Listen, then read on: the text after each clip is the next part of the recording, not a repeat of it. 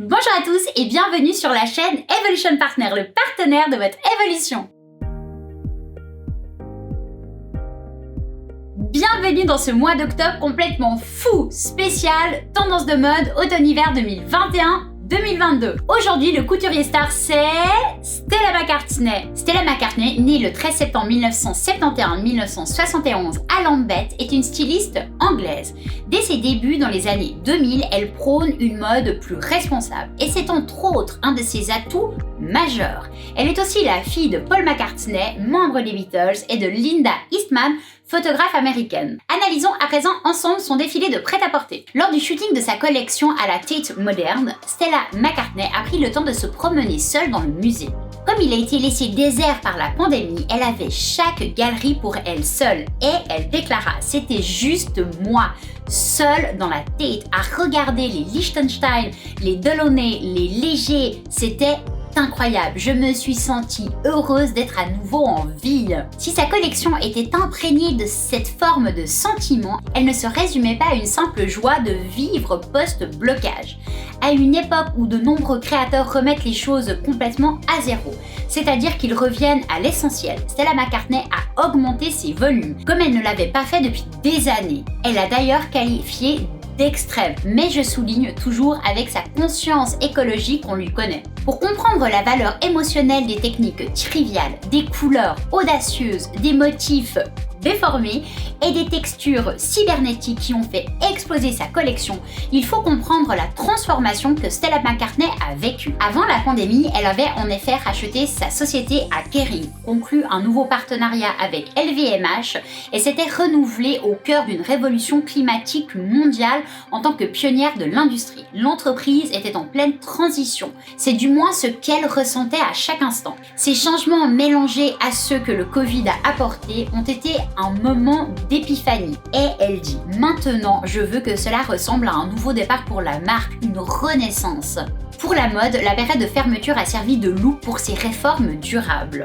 Elle a dû être ressentie comme une absolution pour Stella McCartney, qui a passé l'année à publier un manifeste de A à Z des valeurs de sa marque et à décrire chacune de ses actions durables dans ses documents disponibles sur son site web, si ça vous intéresse. Cela vaut la peine vraiment de le lire. Les causes qu'elle a défendues pendant 2 décennies dans les secteurs ne sont plus les causes de Stella seulement, mais les causes aujourd'hui du monde entier. Et si ces causes ont parfois détourné l'attention de sa créativité, le nouveau climat de la mode permet à ses vêtements de briller d'une manière différente. C'est ce qui est agréable selon elle, c'est d'être à nouveau interrogée sur la collection, s'est-elle exclamée après une demi-heure de pure conversation sur les vêtements, faisant allusion à des années d'interviews axées uniquement sur la durabilité. Il n'en est pas moins important de souligner aussi que les 77-77% de matériaux durables et les technologies de pointe en matière de recyclage et de véganisme qui ont été utilisés pour faire cette collection.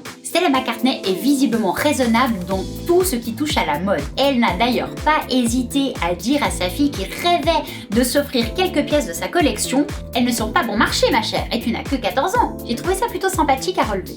Toute sa collection était la joie de la mode et un retour à l'audace, à l'énergie juvénile et à l'esprit qui ont catapulté Stella McCartney dans la gloire de la mode en premier lieu il y a de ça quelques années maintenant. Il y a une intrépidité et une nouveauté dans la jeunesse, on se sent moins libéré en vieillissant, a déclaré Stella McCartney. Cette marque est si jeune à bien des égards, ses systèmes de croyances, la façon dont nous n'arborons rien de manière conventionnelle, et je veux que l'esprit de ce que je fais transparaisse aussi dans la mode que je propose. Ces vêtements semblaient extrêmement personnels à Stella McCartney, mais ils étaient aussi chargés d'une sorte d'énergie dont nous pourrions tous avoir besoin, surtout en ce moment. Et indéniablement, mon coup de cœur pour cette saison haute en couleur est le numéro 16.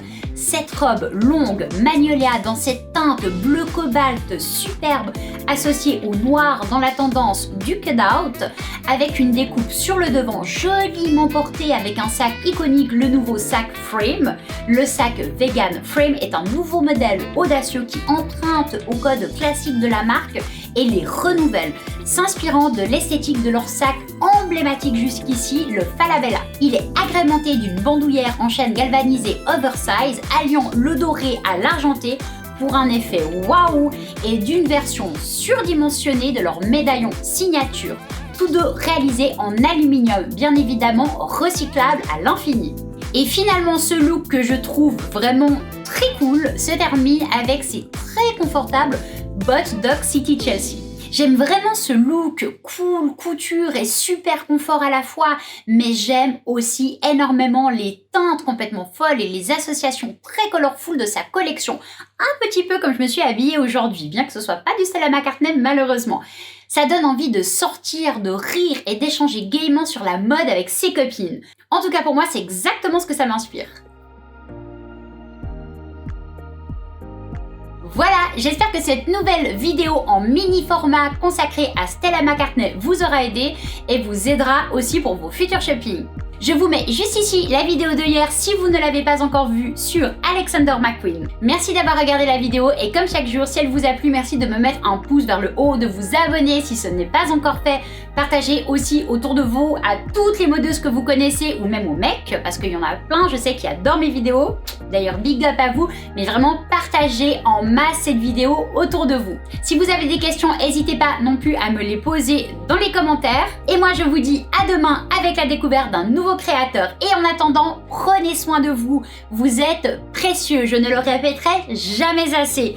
Cœur sur vous et vos proches. Bisous, bye, à demain.